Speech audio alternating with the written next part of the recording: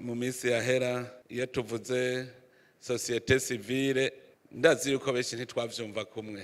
Ndabizi biva ko ngene igihugu iyo kiza kiva niyo kigeze.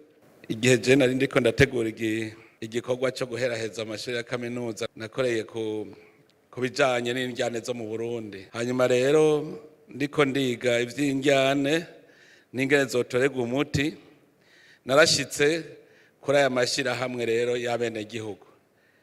Je societe civile, organisation de la société civile ndayita ishirahamwe ry'abene gihugu. Nibaza ko ntabesha. Ega hari ibintu byinshi tutaza turumvikanako. Ni ishirahamwe ry'abene gihugu. Rirafise indongozi neza, no kuvuga abene gihugu bagiye hamwe bakaja hamwe barafasha kugira ngo igihugu gitere imbere. Rero ico gihe ndiko ndagira icigwa narasomye icegeranyo cyakozwe n'ishirahamwe umenga wahoze ari umukuru w'igihugu ntibantunganya arimwo.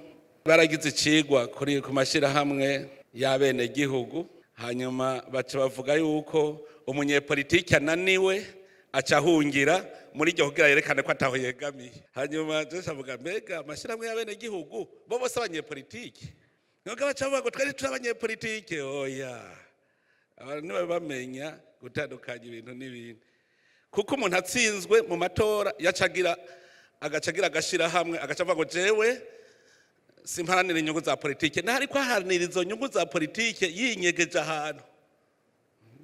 Ivyo nibaza ko tutariko turahendana.